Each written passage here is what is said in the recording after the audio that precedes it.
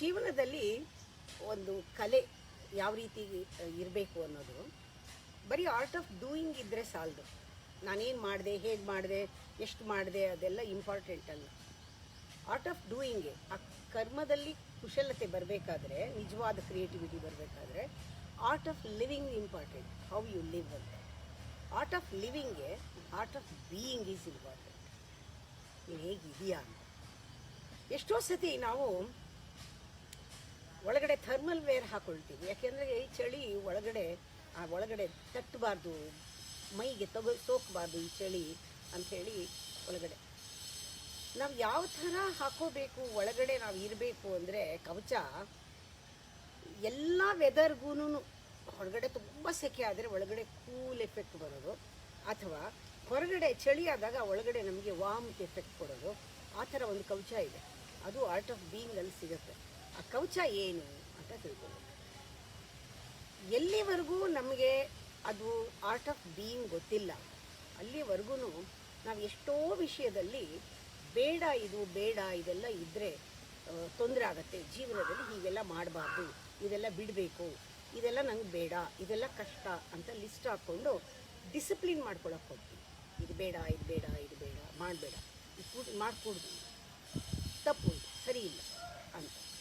ಆಮೇಲೆ ಬಿಟ್ಟೆ, ಇದನ್ನು ಬಿಡಬೇಕು, ಬಿಟ್ಟೆ. ಆಮೇಲೆ ಅದು ಬಿಟ್ಟಾಗ ಅದು ಹೃದಯದ ಶೋಷಣೆ. ಬಿಟ್ಟಿಲ್ಲ, ಕಷ್ಟಪಟ್ಟು ಬಿಡೋದು ಕೂಡ ಒಂದು ಬಂಧನ ಆಗ್ಬಿಡುತ್ತೆ. ಬಿಡೋದು ಬಂಧನ, ಬಿಡೋದು. ಆಮೇಲೆ ಕೆಲವೆಲ್ಲ ಇದನ್ನ ನಾನು ಮಾಡೇ ಮಾಡ್ತೀನಿ, ಇದಿಷ್ಟು ನಂಗೆ ಬೇಕು, ಒಳ್ಳೆಯದು, ಇದೆಲ್ಲ ಗುಡ್ ಡಿಸಿಪ್ಲಿನ್, ಇದು ಮಾಡಬೇಕು ಅಂತ ಸಿಕ್ಕಾಕೊಳ್ಳೋದು. ಮಾಡುವುದು ಬಂಧನ, ಬಿಡುವುದು ಬಂಧನ. ಈ ಮಾಡುವುದರಲ್ಲಿ ಅಕಸ್ಮಾತ್ ಮಾಡದೇ ಶಿರಪೀಡೆ, ತಲೆನೋವು. ಮಾಡಲಿಲ್ಲ ಅಂದರೆ ಮೂಡ್ ಆಫ್, ಮಾಡಲಿಲ್ಲ ಅಂದರೆ ತಲೆನೋವು. ಒಂದಿನ ಯೋಗ ಮಾಡಿದ್ರೆ ಇರಿಟೇಷನ್, ತಲೆನೋವು. ಅಂದರೆ ಮಾಡಿ ಸಿಕ್ಕಾಕೊಳ್ಳೋದು ಆರ್ಟ್ ಆಫ್ ಬೀಯಿಂಗ್ ಅಲ್ಲ. ಮಾಡದೆ ನಾ ಮಾಡಿಲ್ಲ ಅಂತ ಹೃದಯ ಶೋಷಣೆ, ಬಿಟ್ಟಿದ್ದೀನಿ ನಾನು ಇಷ್ಟೊಂದು ಬಿಟ್ಟಿದ್ದೀನಿ ಅಂತ, ಅದು ಕೂಡ ಆರ್ಟ್ ಆಫ್ ಬೀಯಿಂಗ್ ಅಲ್ಲ. ಬಿಟ್ಟೆನಲವೆಂಬ ಹೃದಯ ಶೋಷಣೆ ಬೇಡ. ಬಿಟ್ಟೆ ಅಂತ ಇಷ್ಟೆಲ್ಲ ಬಿಟ್ಟಿದ್ದೀನಿ ಅಂತ ಲೆಕ್ಕ ಇಟ್ಕೊಂಡ್ರೆ ಇದು ಬಿಟ್ಟಿಲ್ಲ.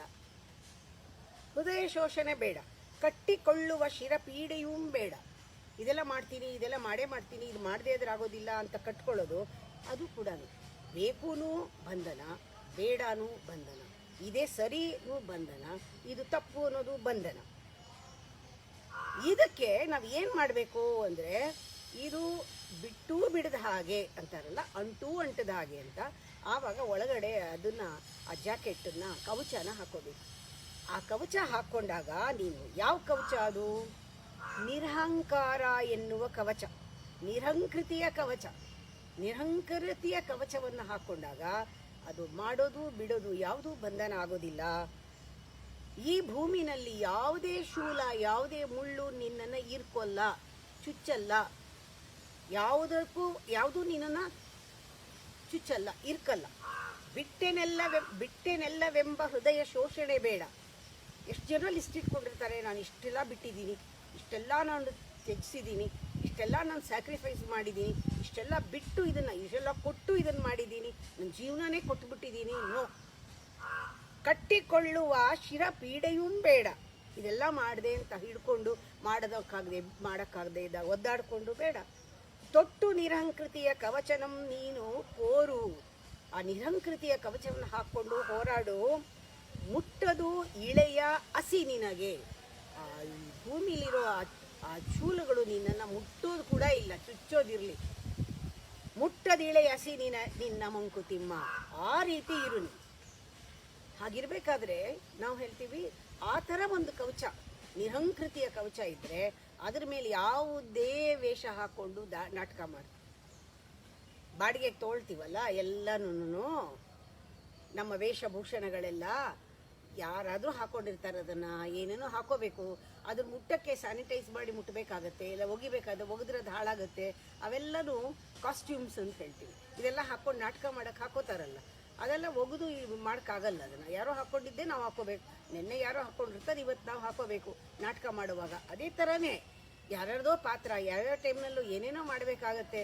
ವೇಷಭೂಷಣ ಏನು ಹಾಕ್ಕೊಂಡ್ರು ನಮಗೆ ತಗಲಲ್ಲ. ಯಾಕೆಂದರೆ ಒಳಗಡೆ ನಿರಂಕೃತಿಯ ಒಂದು ಕವಚ ನಮ್ಗೆ ಆಲ್ರೆಡಿ ಇದೆ. ಅಳಬೇಕಾ ಅಳು, ನಗಬೇಕಾ ನಗು. ಅಳೋದ್ರಲ್ಲೂ ನಗೋದ್ರಲ್ಲೂ ನೀನು ಅಂಟಿಸ್ಕೊಳ್ಳೂ ಬೇಡ. ಅಳುವಾಗ ಭಾವೋದ್ವೇಗವಾಗಿ ಅಂಟಿಸ್ಕೊಳ್ಳೂ ಬೇಡ. ನಗೋವಾಗ ನಾಟಕ ಮಾಡಿ ನಗೋದೂ ಬೇಡ. ಹೇಗಿರಬೇಕು? ಎರಡೂ ಕೂಡ ಒಂದು ಅದರಲ್ಲಿ ಶಾಂತಿ ಇರಬೇಕು, ಶ್ರಮ ಇರಬೇಕು. ಶಾಂತವಾಗೇ ಅಳು, ಶಾಂತವಾಗೇ ನಗು, ಯಾವುದೂ ತೋರಿಕೆ ಬೇಡ. ಹೇಗೆ ಭಾವನೆ ಇರಬೇಕು ಅಂದರೆ ನೀನು ಪಾತ್ರವನ್ನು ಪರಕಾಯ ಪ್ರವೇಶ ಮಾಡಬೇಕು. ಪಾತ್ರ ಮಾಡುವಾಗ ಅಳಬೇಕಾ ಅಳಬೇಕು, ನ್ಯಾಚುರಲ್ ಆಗಿ ನಗಬೇಕಾ ನಗಬೇಕು. ಇದು ಜೀವನ ಒಂದು ನಾಟಕ. ಪಾತ್ರ ಹೇಗಿರಬೇಕು? ಒಳಗಡೆ ಹೊಳೆಯ ನೆರೆವಲು ಹೃದಯ ರಸ ಹರಿಬೇಕು. ಅಂದರೆ you should feel the your role, you should enjoy the role, you should feel. ಅಳಬೇಕು ನೀನು ಪಾತ್ರದಲ್ಲಿ, ಅಳಬೇಕಾದ ಜಾಗದಲ್ಲಿ. ಅಳು ಬರಲ್ಲ ಅಥವಾ ಹತ್ರ ನಿಂಗೆ ಅವಮಾನ ಇಲ್ಲ. ನಗಬೇಕು, ನಗುವಾಗ ನಕ್ರ ಅವಮಾನ ಇಲ್ಲ, ನಗಬೇಕು. ನಾಟಕದಲ್ಲಿ ನಗಬೇಡ, ನಾಟಕ ಮಾಡಿ ಮೊಸಳೆ ಕಣ್ಣೀರು ಹಾಕಬೇಡ.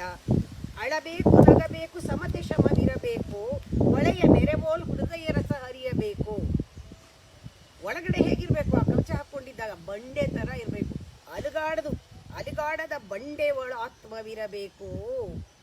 ಇದು ನಿಜವಾಗ್ಲೂ ವಿವೇಕಿಗಳು ತಿಳಿದವರು ಅವರ ಚರಿತೆ. ಇದು ತಿಳಿದವರು ಈ ರೀತಿ ನಡ್ಕೊಂಡಿದ್ದಾರೆ, ಈ ರೀತಿ ಬದುಕಿದ್ದಾರೆ.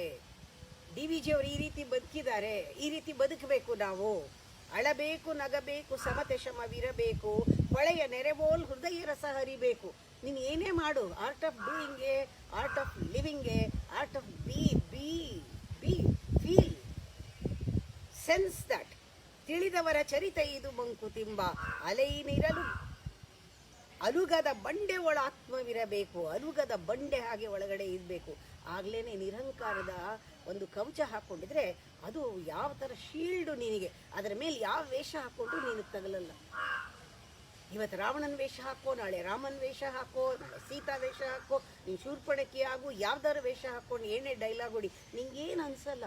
ಅತ್ರು ಅದರಲ್ಲಿ, ನಕ್ರು ಅದರಲ್ಲಿ ನಿನಗೇನು ಅನಿಸಲ್ಲ. ಒಳಗಡೆ ಹೊರಗೆ ಹೇಗಿರಬೇಕು ಅಂದರೆ ಹೊರೆ ಆಗಬಾರ್ದು. ಹೊರಗಡೆ ನಾವು ಏನು ಮಾಡಿದ್ರು ಹೊರೆ ಆದರೆ that is not the art of doing. ಹೊರೆ ಆಗಬಾರ್ದು. ಒಳಗನ್ನ ಅನುಗೊಳಿಸಿ ಹೊರಗಿಂದ ಮಾಡಬೇಕು. ಹೊರೆ ಆಗದೆ ಒಳಗಿಂದ ಅನುಗೊಳಿಸಿ ಅದು ಮಾಡಬೇಕು. ಒಳಗಡೆ ಶೆಕೆ ಆಗಬಾರ್ದು. ನಾವು ಹಾಕ್ಕೊಂಡಿರೋ ಶೀಲ್ಡ್ ಇದ್ದರೆ ನಾವು ಎಷ್ಟು ಬಟ್ಟೆ ಹಾಕ್ಕೊಂಡ್ರೂ ಕೂಡ, ರಾವಣಂಗೆ 10 ಬಟ್ಟೆ ಹಾಕೋತೀವಿ ಮೇಲ್ಗಡೆ, ಒಂದಕ್ಕೊಂದು ಒಂದ್ರ ಮೇಲೆ ಒಂದೊಂದು ಭೀಮನ್ ವೇಷ ಹಾಕ್ಕೊಳ್ಬೇಕಾದ್ರೆ ನಮಗೆ ಒಳಗಡೆ ಸೆಕೆ ಆಗಬಾರ್ದು. ಯಾಕೆ? ಒಳಗಡೆ ಶೀಲ್ಡ್ ಇದೆ. ಒಳಗೆ ಶೆಕೆಯಾಗದೋಲ್ ಅಳವಡಿಸ ಹೊರಗ. ಹೊರಗಿಂದು ಯಾವ ರೀತಿ ಅಳವಡಿಸ್ಬೇಕು ಅಂದರೆ ಒಳಗಡೆ ಶೆಕೆ ಆಗಬಾರ್ದು. ಸರಿ ಸಮದೊಳೋಳ್ ಎರಡನ್ನು ಬಾಳಿನಲ್ಲಿ ಜೋಡಿಪುದೇ ಇದಕ್ಕೆ ಹೇಳ್ತಾರೆ ಪರಮಜೀವನ ಧರ್ಮಯೋಗ. ಪರಮಜೀವನ ಯೋಗ, ಪರಮಜೀವನ ಯೋಗದ ನಿರಂಕೃತವಾದ ಒಂದು ವೇಷ ಒಳಗಡೆ ಹಾಕ್ಕೊಂಡಿರ್ತೀಯಲ್ಲ, ಅದು ಆ ಶೀಲ್ಡು, ಅದು ಬಹಳ ಮುಖ್ಯ. Art of being is be in that shield, ನಿರಂಕರ ಕೃತಿ. ಹೊರಗು ಹೊರೆಯಾಗದವೋಲ್ ಒಳಗ ನನುಗೊಳಿಸಿನಿ, ಒಳಗು ಶೆಕೆಯಾಗದೋಳ್ ಅಳವಡಿಸೆ ಹೊರಗ. ಸರಿಸಮದ ಒಳ ಎರಡನ್ನು ಬಾಳಿನಲ್ಲಿ ಜೋಡಿಪುದೇ ಪರಮ ಜೀವನ ಯೋಗ ಮಂಕುತಿಮ್ಮ. ಆರ್ಟ್ ಆಫ್ ಬೀಯಿಂಗ್ ಈಸ್ ಪರಮ ಜೀವನ ಯೋಗ. ಆ ಥರ ಇರೋ ಒಳಗಡೆ ಅದಕ್ಕೇನು ಬೇಕು? ಯಾವುದು ಶೀಲ್ಡ್? ಅದು ನಿನ್ನ ಬುದ್ಧಿ ಶುದ್ಧ ಬುದ್ಧಿ, ನಿರಂಕಾರವಾದ ಬುದ್ಧಿ. ಆ ಒಳಗಡೆ ಆ ಬುದ್ಧಿ ಹೇಗಿರಬೇಕು ಅಂದರೆ ಪರಿಪೂರ್ಣ ಜೀವತಾನುಭವದಲ್ಲಿ ಅದು ನಿನ್ನ ಮತಿ ಪರಿಪಕ್ವವಾಗಿರಬೇಕು. ಅದೇ ನಿಜವಾದ art of being. Art of being is be totally ವಿವೇಕಿ ಅಂದರೆ ನೀನು ಹೇಗಿರೋ ಅಂದರೆ ವಿಸ್ಡಮ್ನಲ್ಲಿರೋ. ಅದೇ ವಿಸ್ಡಮ್ನ ಹಾಕ್ಕೊಳ್ಳೋದೇ ಇದೆಯಲ್ಲ ಒಳಗಡೆ, ಅದು ಪರಿಪೂರ್ಣ ಜೀವತಾನುಭವದಿ ಮತಿಯು ಪರಿಪಕ್ವವಾಗಿರಬೇಕು. ಅದಿಲ್ಲದೆ, ಆ ಮತಿ ಪರಿಪಕ್ವವಾಗಿಲ್ಲದೆ ಇದ್ದರೆ, ಬುದ್ಧಿ ಶುದ್ಧವಾಗಿಲ್ಲದೆ ಇದ್ದರೆ, ಬುದ್ಧಿ ಅಹಂಕಾರವನ್ನು ಬಿಟ್ಟಿಲ್ಲದೆ ಇದ್ದರೆ, ಪರಿಭಕ್ತಿ ನೀನು ಕೂತ್ಕೊಂಡು ತಾಳ ಹಿಡ್ಕೊಂಡು ಒಳಗಡೆ ಮತಿ ಶುದ್ಧ ಆಗಿಲ್ಲ, ಜೀವನದ ಅನುಭವದಲ್ಲಿ ಏನಿಲ್ಲ, ಒಳಗಡೆದು ಹೊರಗಡೆದು ಅಂಟ್ಕೊಂಡಿದೆಯಾ, ಬೇಕು ಬೇಡಗಳಿಗೆ ಅಂಟ್ಕೊಂಡಿದೆಯಾ. ಹೀಗಿದ್ದಾಗ ಒಳಗಡೆ ಸೆಕೆ ಆಗ್ತಾ ಇದೆ, ಹೊರಗಡೆ ಚಳಿ ಆಗ್ತಾ ಇದೆ, ಒಳಗಡೆ ಚಳಿ ಆಗ್ತಾ ಇದೆ, ಹೊರಗಡೆ ಸೆಕೆ ಆಗ್ತಿದೆ, ಹಾಗಿದ್ರೆ ಭಜನೆ ಮಾಡಿದ್ರೆ ಏನು ಪ್ರಯೋಜನ?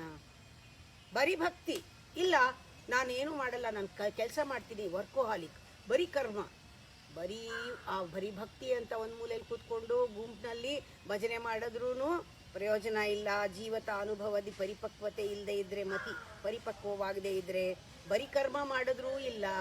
ಹೋಗಲಿ, ನಾನು ಭಕ್ತಿನೂ ಇಲ್ಲ, ಕರ್ಮನೂ ಇಲ್ಲ, ನಾನು ಎಲ್ಲ ದೊಡ್ಡವರು ವಿದ್ವಾಂಸರ ಜೊತೆ ಕೂತ್ಕೊಂಡು ದೊಡ್ಡದನ್ನ ಅಷ್ಟಪದಿಯನ್ನು ಇದನ್ನು ನಾನು ಡಿಸ್ಕಸ್ ಮಾಡ್ತೀನಿ, ನಾನು ಬರೀ ತರ್ಕ ಮಾಡ್ತೀನಿ ಅಂತ ಹೇಳಿ ಲೈಬ್ರರಿನಲ್ಲಿ ಕಾಲ ಕಳೆದ್ರೂ, ಆ ಸ್ಟಡಿ ಸರ್ಕಲ್ ಕೂತ್ಕೊಂಡ್ರು ಏನೂ ಪ್ರಯೋಜನ ಆಗಲ್ಲ. ಬರೀ ಭಕ್ತಿ, ಬರೀ ಕರ್ಮ, ಬರೀ ತರ್ಕ ದೊರಕಿಸದು ಪರಮಾತ್ಮ ದರ್ಶನವ. ಬೇಕದಕ್ಕೆ ತಪಸ್ಸು. ಆ ತಪಸ್ಸು ಯಾವುದು? ಪರಿಪೂರ್ಣ ಜೀವತಾನುಭವದಿ ಮತಿಯು ಪರಿಪಕ್ವವಾಗುವುದು ಅದು ಮಂಕುತಿಮ್ಮ. ಆಗಲದು ಪರಿಪಕ್ವವಾಗಲದು, ಅದೇ ನಿಜವಾದ ಜೀವನದ ಒಂದು ದರ್ಶನ ಮಂಕುತಿಮ್ಮ. ಇಂಥವರು ಈ ರೀತಿ ಒಳಗಡೆ ಪರಿಪಕ್ವವಾಗಿದ್ದವರಿಗೆ ದ್ವೈತವೇನು ಎಲ್ಲ ಒಂದೇ. ದಾರ್ಶನಿಕನಿಗೆ ಒಳಗಿಂದ ಆ ರೀತಿ ನೋಡೋವನಿಗೆ ಜೀವನನ ಅಂಟ್ಕೊಳ್ಳದೆ ದ್ವೈತವೇನು ಆತ್ಮದರ್ಶನಿಗೆ ಶ್ರೌತ ವಿಧಿ ಏನು? ಅವನಿಗೆ ಪೂರ್ವ ಪಶ್ಚಿಮ, ಈ ಕಡೆ ತಿರ್ಕೊಂಡು ಕುತ್ಕೋಬೇಕು, ಆ ಕಡೆ ತಿರ್ಕೊಂಡು ಕುತ್ಕೋಬೇಕು, ಮೂಗು ಹಿಡ್ಕೋಬೇಕು, ಹಾಗೆ ಮಾಡಬೇಕು, ಹಿಂಗೆ ಮಾಡಬೇಕು, ಶ್ರೌತಾದಿ ವಿಧಿಗಳು ಬೇಕಿಲ್ಲ. ತಪ ನಿಯಮಗಳಿಲ್ಲ ಅವನಿಗೆ. 108 ಸತಿನೇ ಹೇಳಬೇಕು, ಲಲಿತಾ ಸಹಸ್ರನಾಮ ಶುರು ಮಾಡಿದೆ ಪೂರ್ತಿನೇ ಮುಗಿಸ್ಬೇಕು, ಹಾಗೆ ಮಾಡಬಾರ್ದು, ಹೀಗೆ ಮಾಡಬಾರ್ದು, ಇದು ತಿಂದಮೇಲೆ ಹೇಳಬೇಕು, ಮಾಡಬೇಕು, ಉಪವಾಸ ಮಾಡಲೇಬೇಕು, ಅದೆಲ್ಲ ಏನಿಲ್ಲ ಅವನಿಗೆ. ಅವನ ನೀತಿ ಏನು? ಸರ್ವಾತ್ಮಮತಿ. ಅವನ ನೀತಿ ಸರ್ವಾತ್ಮಮತಿ. ಆದ್ದರಿಂದ ಅಮಿತ ಪ್ರೀತಿ. ಇದರಲ್ಲಿ ಮುಳುಗೋದವನಿಗೆ ಪ್ರೀತಿ ಇಲ್ಲದವನು. ಇದೇ ದ್ವೈತವೇನು ದರ್ಶನಿಗೆ ಶ್ರೌತಾದಿ ವಿಧಿಯೇನು ತಪನಿಯಮವೇನು ನೀತಿ ಸರ್ವಾತ್ಮಮತಿ ಅದರಿನ ಅಪರಿಮಿತ ಪ್ರೀತಿ ಭೀತಿ ಇಲ್ಲದವನು ಮಂಕುತಿಮ್ಮ. ಇದು ಬಾಹ್ಯಾಂತರ ಸಮಚ್ಚಯ ಅಂತ ಹೇಳಿ ಆ ಟಾಪಿಕ್ನಲ್ಲಿ ಒಳಗೂ ಹೊರಗೂ ಸಮತ್ವದಲ್ಲಿ ಇಟ್ಕೊಳ್ಳೋದೇ ಆರ್ಟ್ ಆಫ್ ಬೀಯಿಂಗ್ ಅಂತ ಹೇಳಿ ಅದನ್ನು ಪರಮ ಜೀವನ ಯೋಗ ಅಂತ ಹೇಳ್ತಾರೆ. ತೊಟ್ಟು ನಿರಂಕೃತಿಯ ಕವಚವನ್ನು ನೀ ಮಂಕುತಿಮ್ಮ ಅಂತ ಬ್ಯೂಟಿಫುಲ್